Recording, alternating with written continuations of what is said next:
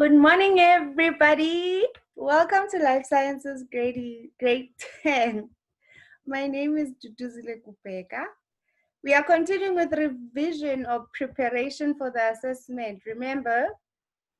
So I will move through, the topic is biospheres to ecosystems. Remember, we discussed it briefly yesterday. So moving on now, we had discussed the hydrosphere. Remember? When we explain that this is a body of water, which is the combined mass of water you find on, under, and above the surface. Also, that's what's important to note with the hydrosphere is that it is home to a wide diversity of aquatic plants and animal life. So simply, in water, there's still as much diversity as we find on land.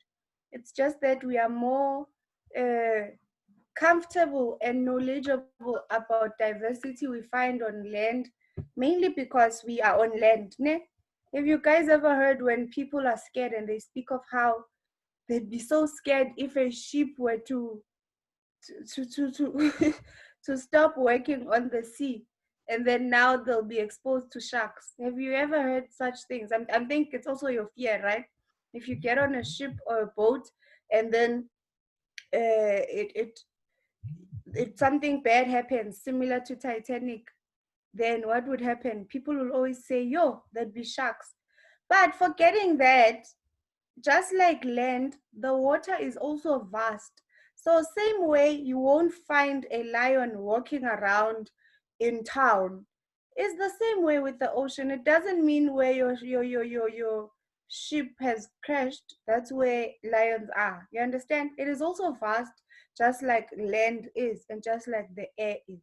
So there are certain locations you'll find specific types of animals, and certain locations where you'll find different types of animals. Not just because you find a shark in the water, you'll find it everywhere in the water. That's not true. Ne? And then more next up is the lithosphere. What is the lithosphere? Again, I like using the words. Look at the L here. This tells you of land. You understand? Lithosphere, think of the L for land. This refers to the outermost surface of the earth, which is the earth's crust. The oceanic lithosphere is associated with the oceanic crust and exists in oceanic basins. Continental lithosphere is associated with continental crust and covers the Earth's land mass. The lithosphere shields living organisms from the heat of the Earth's core and contains ionic compounds which allow plants and animal life to exist. So what is on the surface? The outermost surface. That is part of the lithosphere. And then atmosphere. We always hear of this one in the atmosphere. This is a layer of gases which surround the Earth. These gases in the atmosphere will allow organisms to respire and regulate the temperature of the planet. The atmosphere's ability to absorb the ultraviolet rays of the sun is what allows life on Earth to survive. So you see how all things are joined together. There is no fully functional ecosystem without all three. We need all three, the lithosphere, hydrosphere, and atmosphere. All of them make up, are contributing to this biosphere. You understand? The connections between spheres, as like I'm just saying to you, they imply that the disturbances in one sphere will affect the other sphere. So if you disturb, for example, these are things that can happen, and you are likely to get questions like these in assessment. Excessive deforestation, whereby we are cutting down trees or we're burning them up, we're just taking that away. What results there? We are when you during the process of deforestation, you are actually you are affecting the lithosphere directly, right? What then happens? It will result in increased erosion of the soil, which is that upper layer of the lithosphere, into the rivers, you see? Then now the hydrosphere is also affected. And also when through deforestation, there are animals and many, many animals which depend on these trees for survival, as well as plants. You are killing off living things which form part of the biosphere. And then through soil erosion, then now these will end up in the rivers. Now you are also clogging up and you are causing problems in our water systems as well. What also happens, remember, we need trees to take in the carbon dioxide that's in the atmosphere and that we breathe out. So when you remove trees, then you'd find in such areas there'd be high increases of respiratory infections or diseases, because this will result in an increase in atmospheric carbon dioxide, which affects what? The atmosphere. So therefore, deforestation shows you how the disturbance in one sphere will ultimately have a ripple effect and affect all other spheres. That shows you that we are connected. That's what we mean. We are connected beings. You may be from wherever you are, maybe across the country, and someone else is in Cape Town, the other one is in Gauteng, the other one is in Limpopo, but we are connected. We are all exposed to similar conditions and we all survive on similar things. So we need to take care of our earth. Now there is the diagram, an image to show you. There is the hydrosphere, it's the water, you see there. There is the lithosphere, it's the surface, the outermost surface, includes land. There is our biosphere, includes everything, right? You understand? Biosphere includes everything. And then the atmosphere is on the air. So all of these are connected. As you can see, they are connected. And then now we understand those three spheres, right? Lithosphere, hydrosphere, and atmosphere. Now we are going to biomes. If you understand those parts, then you will understand biomes now. But the biosphere, as we've said, it will be divided into a number of biomes. And I mentioned briefly yesterday that these biomes would be grouped based on their similarity in climate and geography. So if they are similar with the climate and geography, then you'd find similar types of, when let's say conditions in two areas are the same, based on climate and their geography, you are most likely to find the same biomes. The key factors that determine climate, what are those factors that determine climate? The average annual precipitation and temperature. So you need to know how to differentiate between climate and weather, guys, right? Just because it's raining today and then tomorrow it's hot doesn't mean our climate is really the same as Devon. You understand? People in Joburg have a different climate compared to people in Cape Town, for example. Cape Town's climate is very cold. So there, the temperature there is very cool. And then when you compare that to the climate in Devon as well, people over there almost have summer all the time. So these climates differ. And because of the differences in climate, then different organisms will thrive in those environments. An organism that thrives in the cold weather of Cape Town will most likely not thrive so much in Durban because it is so hot there. You understand? Same way, vice versa. What thrives in Durban, chances are it won't thrive in the cold weathers of Cape Town, because then through evolution, they form the basic characteristics that allow them to thrive to the environments they're exposed to. Besides this one, these factors I've just told you, annual precipitation and temperature. These factors will in turn depend on the geography of the region. Geography of the region. This geography will include what? Latitude and altitude of the region and the mountainous barriers. The specific conditions of biomes will determine the plant and animal life found within them. The communities of plants, animals, and soil organisms in a particular biome are collectively referred to as an ecosystem. So this is the first time we're encountering the definition of ecosystem in this topic, right? It is telling you that ecosystem is the communities of plants, animals, and soil organisms in a particular biome. What is that? It is an ecosystem. So when I ask you, What is an ecosystem? You should know. These are the communities of plants, animals, and soil organisms in a particular biome. These biomes also can be aquatic or terrestrial, which fits into the biospheres we just learned. If they are aquatic, it means they are in the hydrosphere. These are ecosystems that exist mainly in the hydrosphere. If they are terrestrial, then it's ecosystems that exist in the either atmosphere or lithosphere. You understand that part, right? And then we have different types of biomes. Like we just said, there are two types of biomes here. We have aquatic and we have terrestrial. Then underneath these two categories, you will have lots and lots of different biomes. These are just the two main groups, the main types. Because even the ones on the atmosphere, remember that's why I mentioned that even if the ones that fly, the birds, they are terrestrial organisms in that they come back down to the ground to get some rest or get their food. So they are not always on the air, as opposed to the aquatic organisms which are in water all the time. Others would come out on land, but they basically survive in water. So terrestrial involves those ones you'd find in the lithosphere as well as in the atmosphere. And then the two main types, one of them is the aquatic biomes. Aquatic, again, the word gives it away. This is water. So these are the biomes that exist in water. And we know we have two groups, two main groups of water. We have fresh water and we have marine water.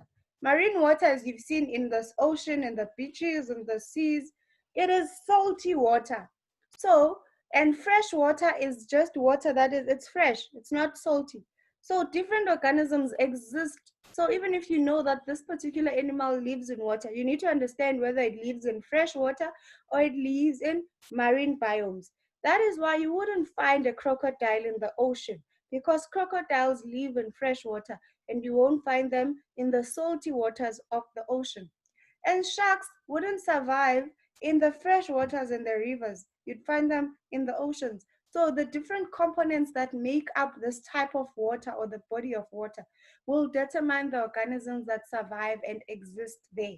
So everything basically, it depends on components, what the characteristics that make up that particular biome, that particular place.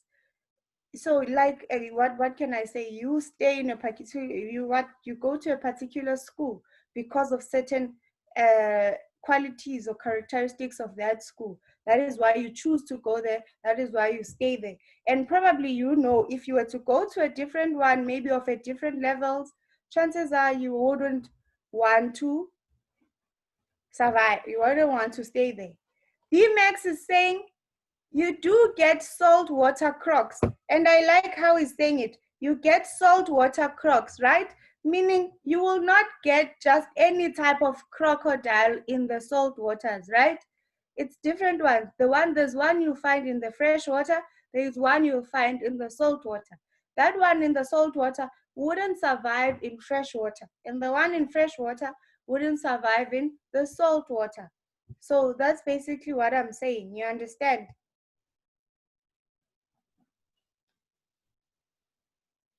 But thank you so much, BMX. That is very true. So with aquatic biomes, we've learned here freshwater. The freshwater biomes are defined by their low salt concentration, which is usually less than 1%. Examples include ponds, lakes, streams, rivers, and wetlands. And then you have marine biomes. These ones are salty, have approximately 35 grams of dissolved salt per liter. 35 grams of dissolved salt per liter, which is 3.5%. The marine biomes are divided into what? Into oceans, coral reefs, and estuaries. You see, we need to understand this. There are many other groups under marine biomes. So it's not just the ocean. We have coral reefs as well. We have estuaries. The vegetation, there's also vast life underwater. Like I said, there's vegetation there. There are different types of plants you have never seen, mainly because we haven't been underwater and we are not really exposed to them that much. The vegetation of these marine biomes consists of the different types of algae, which is one of the major sources of oxygen in the world. You'll remember that algae is also a source of oxygen, right? Because it even has chloroplasts. These algae also have chloroplasts, meaning they go through the process of photosynthesis in a way, whereby they'll give out oxygen. Then green algae also plays a role in the removal of carbon dioxide from the atmosphere. Like I just said, because of that chloroplast, yeah, that's the center whereby photosynthesis takes place in the algae, similar to the process that happens in plants. And you'll remember with photosynthesis, the input is what would be carbon dioxide. And then what would they remove or excrete? They will excrete oxygen. That's why it is regarded as the largest or major source of oxygen in the world. And it also removes carbon dioxide from the atmosphere. So even if it's in the water there, it will play a role in removing carbon dioxide from the atmosphere. So you see, once again, there's a connection between the atmosphere and the hydrosphere. Then you have oceans. These ones, we are very familiar with oceans, right? These are large marine bodies that dominate the Earth's surface and hold the largest ecosystems. You see how vast that is. They hold the largest ecosystems. The open ocean or sea will cover nearly 3/4 of the Earth's surface, and it also contains a rich diversity of living organisms. So animals that you can find in oceans include whales, sharks, octopuses, pearl crabs, crayfish, different types of organisms that we are familiar with in the ocean. Then these are diagrams of, it's so beautiful, ne? Look, but let's just look at this image here. You can see lots and lots of organisms. And these ones here who stay and survive together. This is an ecosystem on its own, as you can see. You've got animals here, organisms. You've got plants. You've got water. You see, there's everything here. If we didn't see the water, you might even think this is something you can find on land. So it grows. Even it's ecosystems. They thrive even in water because they are designed to be in water. And then you have coral reefs. Coral reefs are also very beautiful. They are found in warm, clear, shallow waters of tropical oceans around islands or continental coastlines. So these ones, like I was saying, you won't find them deep in the waters, in the oceans. You'll find them in the shallow waters, so around the coastlines and islands. They are mostly formed underwater from calcium. Coral reefs are formed underwater from calcium carbonate. Calcium carbonate, which is produced by the living coral. Reefs produce food and shelter for other organisms, and they protect shorelines from erosion. South Africa has only one coral reef in the subtropical ocean waters north of Lake St. Lucia in northern KwaZulu-Natal. So if I were to ask you, name the coral reef found in South Africa, you should know. It is found, where is it found? In Lake St. Lucia in northern KZN. So if you've ever been there, you've been to the only coral reef that South Africa has.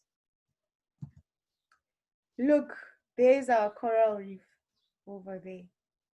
There are organisms as well. Look how beautiful these are. These are so amazing. Who wants to be a marine biologist here? Is there anyone who wants to go study marine biology?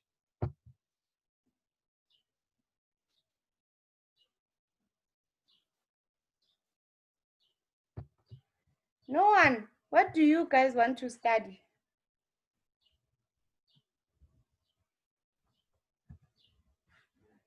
And then we've got estuaries. These are partially enclosed areas of fresh water and silt from streams or rivers. So they mix with salty ocean water. So it's bits of fresh water mixing with some salty water. They represent a transition, as you can see, from land to sea and from fresh water to salt water. Estuaries are biologically very productive areas and provide homes for a variety of plants, birds, and animals. There's an estuary over here. So it's a transition. You see, it's there on land, but it's a transition to water. And it's also a transition between salt water and fresh water. Now we are done with aquatic biomes. Moving on to terrestrial biomes. These are land biomes. They occur on land and can be of many types. So these ones, I need you to know these ones. Ne? The thicket, the tundra, the forest, grassland, and desert. All of these are part of what? They are biomes. They are terrestrial biomes. They are usually classified based on the dominant vegetation. So that's important to understand. On dominant, it doesn't mean other vegetation are not there. It's just that the dominant vegetation is what helps classify this one, as well as the climate and geographic location. The location and characteristics of the various biomes is mostly influenced by climatic conditions such as rainfall and temperature. We've been explaining this. Now you understand what exactly influences the climate conditions, right? What determines climate conditions? Rainfall and temperature, so that you know now. These are the list of biomes we have in South Africa. You have grasslands, you have the savanna, you have the succulent karoo, nama karoo. So it's not just South Africa, it's even in the region, the Southern African region, né? Because others are found on the maybe around Namibia, all of this. So it's just the Southern African region. You have forest, you have fynbos, you have desert, and you have thicket. So know these ones, understand these ones. I'll just show you images of these ones, and then you'll just be able to classify and understand them, but know their features. How you note the differences or the characteristics between these biomes would be the location. It would be the climate, soil and geography, flora and fauna. Who knows here? Can I ask, what is flora, what is fauna?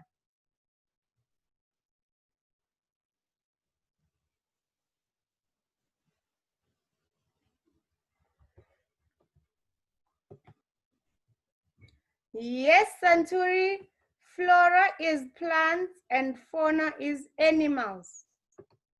So remember that when we speak of flora, we are speaking of the plant life found in that biome. And when we speak of fauna, we are speaking of the animal life you will find in that particular biome. Thank you, Santuri. Then these are how, remember I mentioned to you, the green part here, you look at the keys. Let me change the laser pointer. The keys, you have the forest there in green. So forest will be found in those regions there where you see the green. You see that green over there? That's where you'll find forests in South Africa. This is the map of South Africa. You can see that, right? So these are the green parts, all the green parts. That's where you find forests. The fynbos, you find it there in the pink area there. The pink area is there. Grasslands, they are found over here. Savannas are found there. The savannas are more spread out, but they are more common in the upper regions here, up the north over there. Succulent karoo, you found it there. Do you know these areas? Let me ask you, just tell me one place you are likely to find forests. Looking at the map, what are these places here? What are these places? What do you find in Gauteng? What do you find in Cape Town? What do you find in KZN? Let's list by province or by cities if you know and you can clearly see here.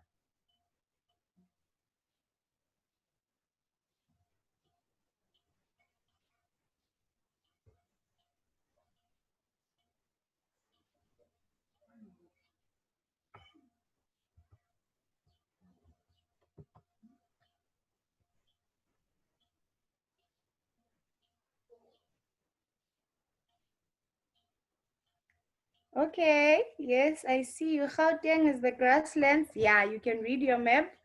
And Kapstad is the fynbos. Yes, Kapstad is Cape Town. You find the fynbos over there.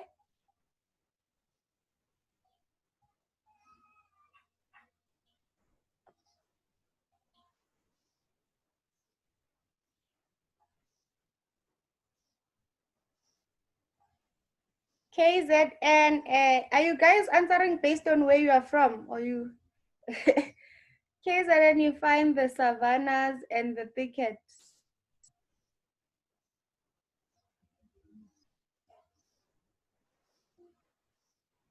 Yes, the savanna and the thicket. Where's the savanna over here? You see, it's spread out. So savannas you'd find along KZN, along the northwest, along the northern province and Limpopo, all around there.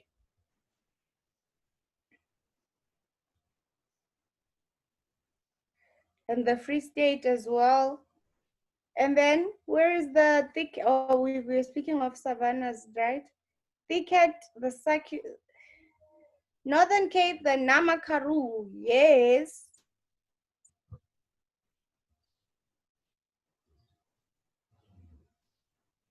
You find the Namakaru around the Northern Cape as well as around the Free State.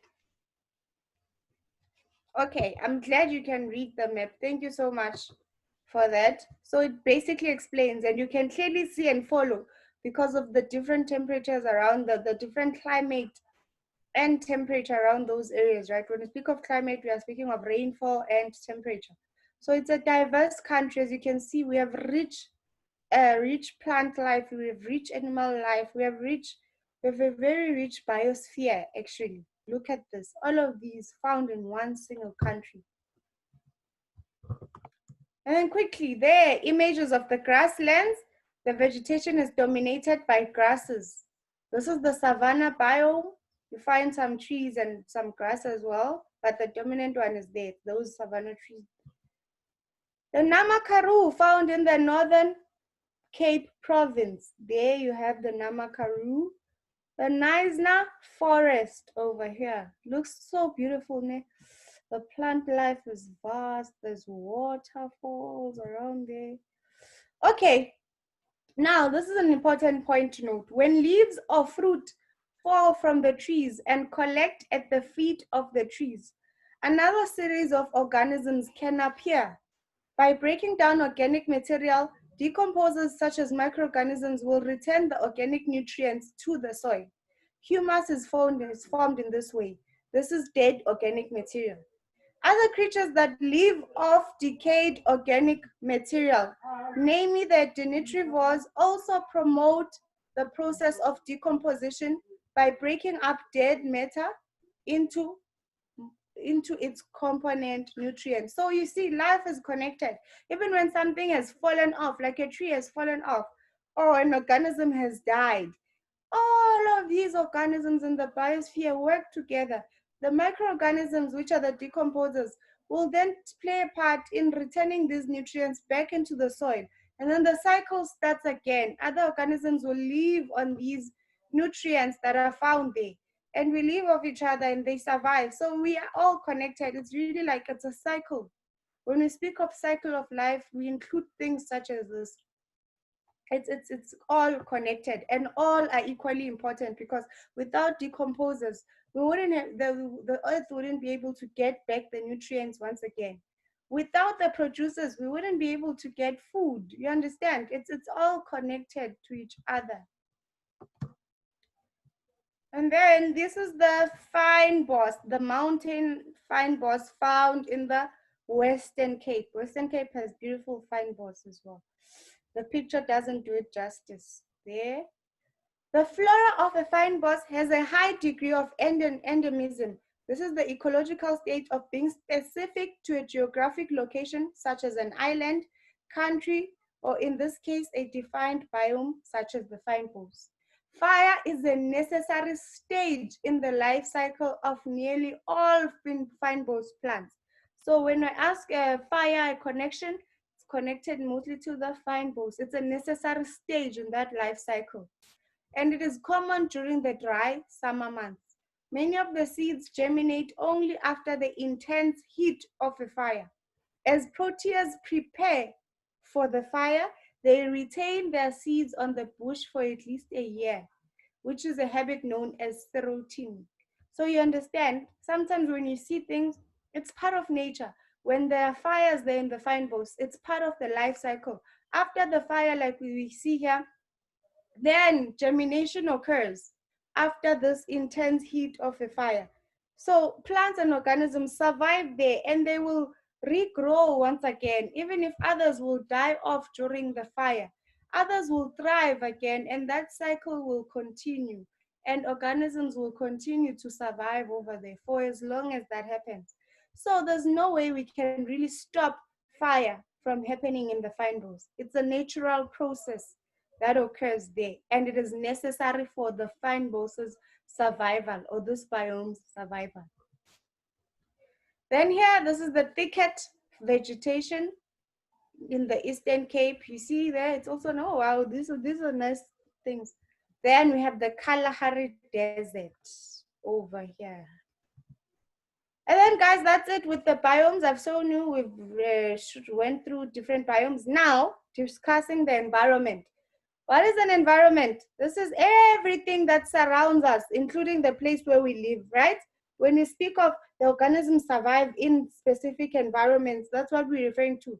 Everything that surrounds that organism, including where that organism is based.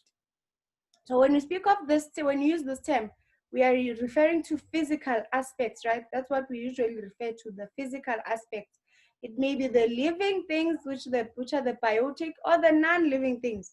So this means that if you live in a city, the environment will consist of buildings, roads, and other infrastructure. But if you live on a farm, your environment consists of pastures, farmhouses, etc., etc. So you understand that, right? Based on wherever you stay, we are exposed to different environments. So chances are we will do things differently. People maybe on the farmlands have more space and land to plant their own trees. They plant and they get their own food from their own gardens. But people in the cities don't really do a lot of gardening and growing of their own food. So it's that environment there. It doesn't allow, mainly because there's not enough land to do that. But in farm areas, it's nice. They have nice areas, large yards. They have the river flowing there. You know, it's different. But the point of it all is the environment are those physical aspects of your surroundings. Although, like we said, this environment will consist of non-living and living things. The term environment really just describes one's surroundings, but does not really define the relationships, connectedness, or dynamic nature of those surroundings. So we are just speaking of the physical aspect, not into the relationships and the dynamics that surround it. Just that you stay there in an area where there are lots of trees, there's lots of land, there are rivers flowing, there are mountains that you can see. It's just that.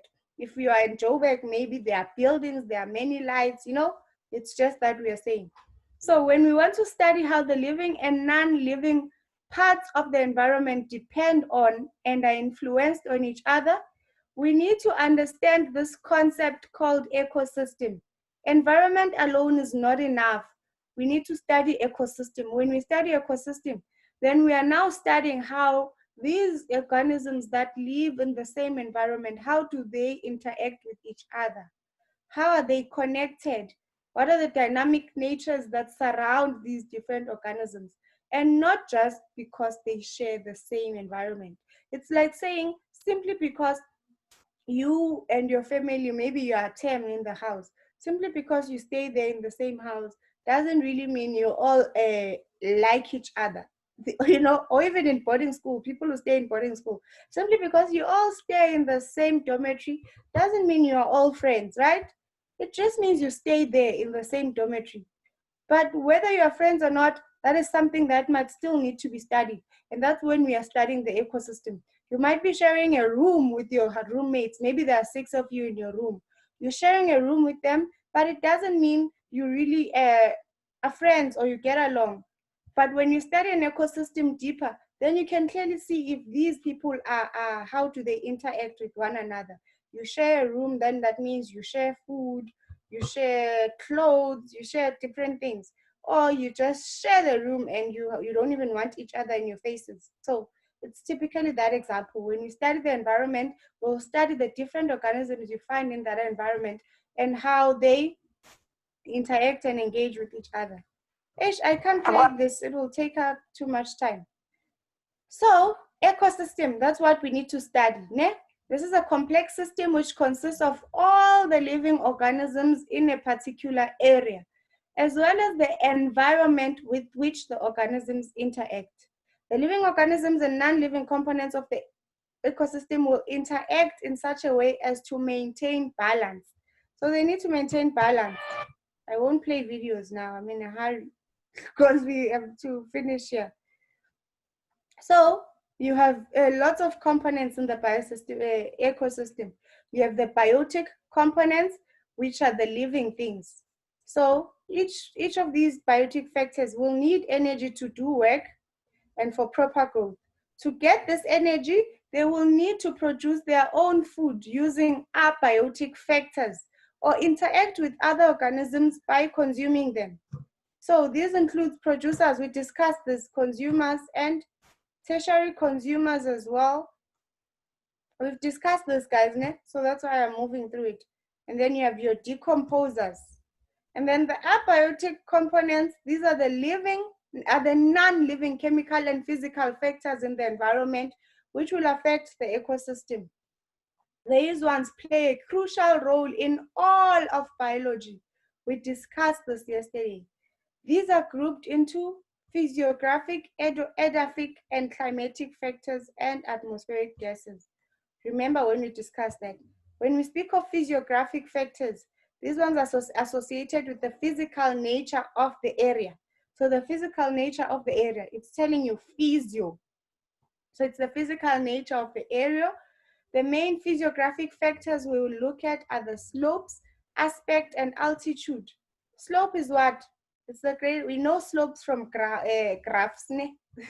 Now you see slopes as abiotic features, part of the physiological features. So this is the gradient or steepness of a particular surface of the earth. The slope affects the rate of water runoff. A steep slope will encourage fast runoff of water and can cause soil erosion. The soil tends to be shallow and infertile with reduced plant growth. Plants are small and few animals are present. And then a gentle slope will favor slower flow of surface water, reducing erosion and increasing availability of water to plants. The direction and steepness of a slope also influences the surface temperature of the soil. So here you see slope, it's things we maybe you never really pay attention to, but looking at the different geographic regions and the slope or the steepness of those particular surface areas, look at and study the plant life around there as well.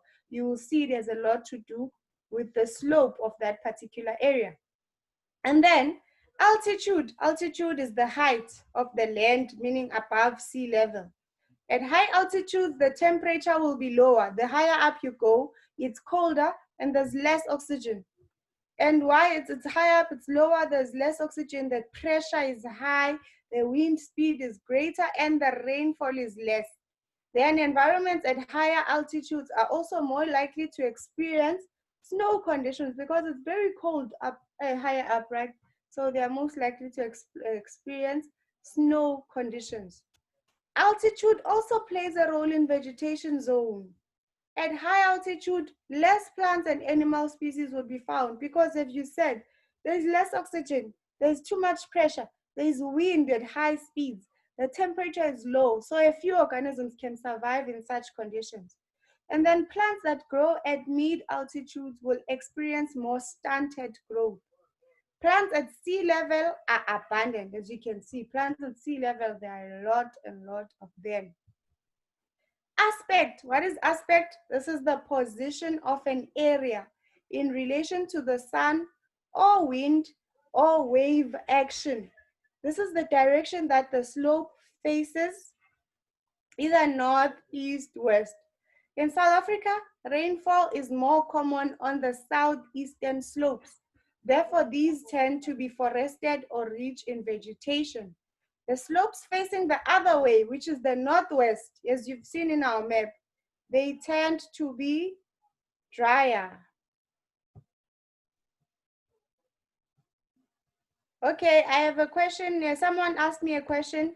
When we speak of pressure, what do we mean? It's related to this wind here. Where is that part? It was when we, yes, altitude. It's related to to the wind as well. Let's make an example. What example can I make? Have you watched those movies in when they're in an airplane and the windows, of course the windows in an airplane are closed, right?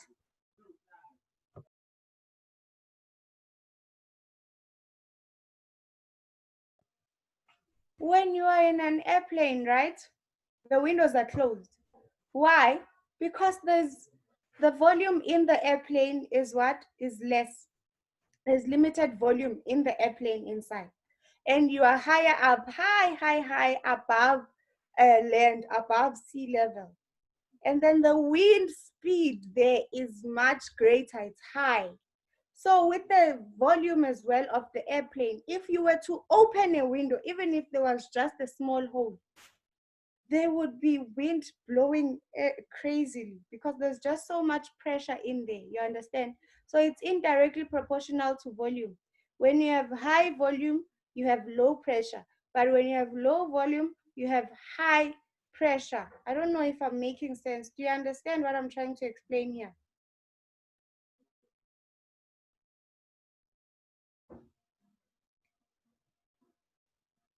So it's like it's a force, actually. Pressure, this is a force. This is exerted on or against an object. So it's force, it's a force, there's pressure. But what you need to know is that it's indirectly proportional to what? To this, to volume as well. And the higher up, the more pressure there is. Up there, you move up, there's more pressure. The wind speed speaks directly to that pressure. When we see the wind speed is greater, that's what we are referring to. It's the pressure there that occurs.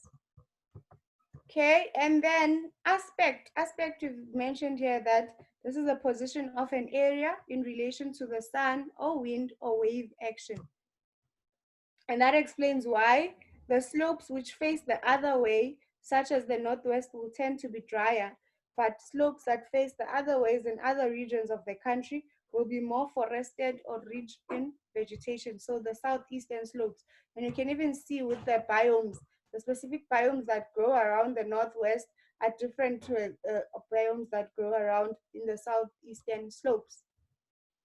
And then let's see if we still have time. Then we have edaphic factors. Edaphic factors, these are factors related to the soil.